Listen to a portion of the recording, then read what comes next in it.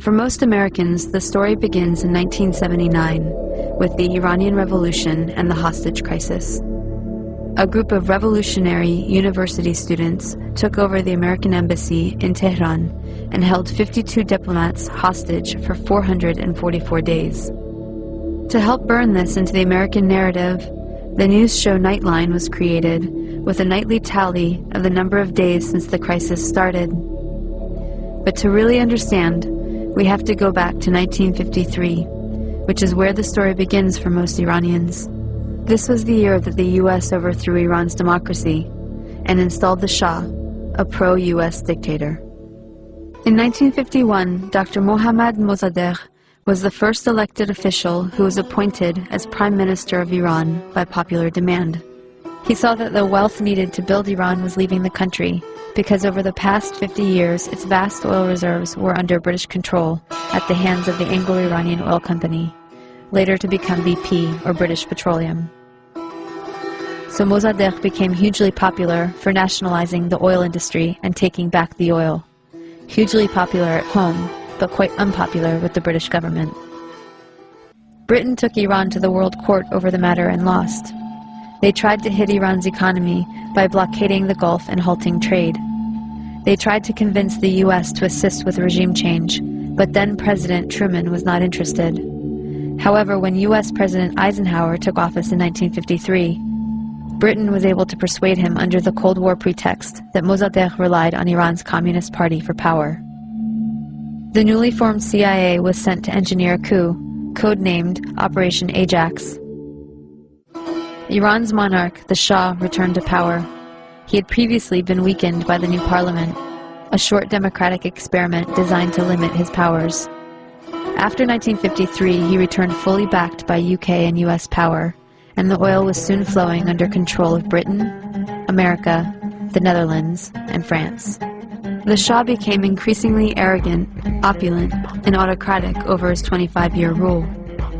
He instilled fear in the population with a secret police known as Savak, created by the American CIA and Israeli Mossad, that tortured and imprisoned those who dared to dissent. He crushed all political opposition. Troops were sent to massacre demonstrators. He pushed a white revolution to modernize and westernize the country, giving women the right to vote and other reforms. But ultimately, he served the elites and created a huge economic gap for the poor masses.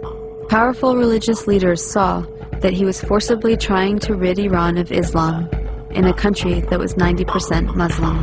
One of the Shah's leading critics, Ayatollah Ruhollah Khomeini, was arrested and imprisoned for 18 months. After his release in 1964, Khomeini was sent into exile for 14 years. From abroad, he continued his anti-US, anti-Shah campaign through sermons on cassette tapes that made their way back into Iran and circulated as people copied and shared them.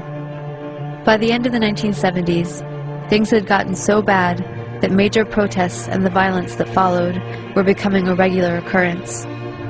The Shah declared martial law and banned demonstrations. This resulted in a huge protest and a general strike that shut down the economy. Soon over 2 million people flooded a public square in Tehran, demanding to remove the Shah and for Khomeini to return, and that is exactly what happened. One important thing to note is that the CIA orchestrated the 1953 coup out of the very same American embassy in Tehran that was later the site of the hostage crisis, right after the Shah was overthrown by popular revolution in 1979. The students were convinced that once again, the U.S. had plans to overthrow their revolution. In fact, U.S. President Carter did send a NATO general to instigate a military coup, but it failed. Iran and the U.S. had an extradition treaty in force that obligated the Carter administration to return the Shah to Iran as an indicted criminal. The students had 4 demands: return the Shah to Iran for trial. He had been accepted into America for medical treatment.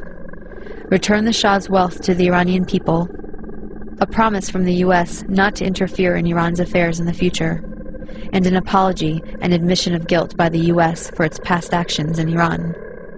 The apology never came, But 20 years later, Secretary of State Madeleine Albright did acknowledge the U.S. role in Mossadegh's overthrow. So Khomeini took power in 1979 and instituted a government under Islamic law. Within a year of the revolution, Saddam Hussein invaded Iran without provocation, seeking control of Iran's oil-rich Khuzestan region and key oil shipping waterways. The resulting Iran-Iraq War from 1980 to 1988 was the longest and one of the most devastating conventional wars of the century. At least 500,000 Iranians were killed. This war further cemented resentment of the U.S. government, as they were playing both sides. On one hand, they were supporting Iraq, providing money, technology, and intelligence, including satellite photography, to help Iraqi bombing raids. The U.S. helped provide Saddam Hussein with weapons by giving him agricultural credits and pressuring Gulf states to give him billions in loans so he could buy weapons from Western Europe, China, and Russia. The U.S. Department of Commerce issued licenses to export materials for Iraq's weapons of mass destruction program. The U.S. continued its support even after learning that Iraq was using chemical weapons against Iran, not to mention against its own citizens, to stop an uprising of Kurdish separatists. But the imperialist tradition also called for maintaining regional balance of power. So the U.S. also armed Iran, not letting any one regional power get secure enough to dominate or to ally with its neighbors to challenge U.S. hegemony. In this case, it came in the form of the Iran-Contra scandal. U.S. President Reagan needed money to fund an unjustified war against Nicaragua, but was forbidden to do so by Congress. So U.S. arms were illegally sold to Iran through Israel and South Africa, and the proceeds went to the Nicaraguan Contras. This allowed Reagan to get around Congress to support a campaign of kidnap, rape, torture, and murder for which the U.S. was convicted by the World Court for unlawful use of force. In other words, state-sponsored international terrorism. The ruling was ignored. Khomeini died in 1989, shortly after the war ended. He promised democracy, but essentially had become the next dictator. Although he improved literacy and much-needed health care for the masses, he also imposed censorship, violently crushed political dissent, and attacked women's rights. Instead of the Savak, the people now had the Revolutionary Guard to fear. Since then, Iran has been an oppressive theocracy. Khomeini was replaced by Khamenei, who remains supreme leader to this day. As a test of fairness, we might imagine that Iran invaded and occupied Canada and Mexico, and had aircraft carriers sitting in the Caribbean.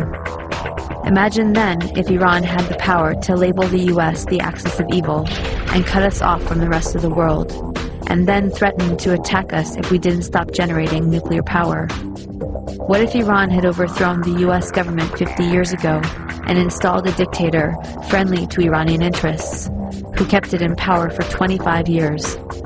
At that point, imagine that Christian fundamentalists, who currently represent about a third of the U.S., took power and began ruling under church law, followed by an unprovoked invasion by Canada, supported by Iran and ignored by the UN, in which it nearly destroyed the U.S. Would it be possible to imagine Iran as liberators?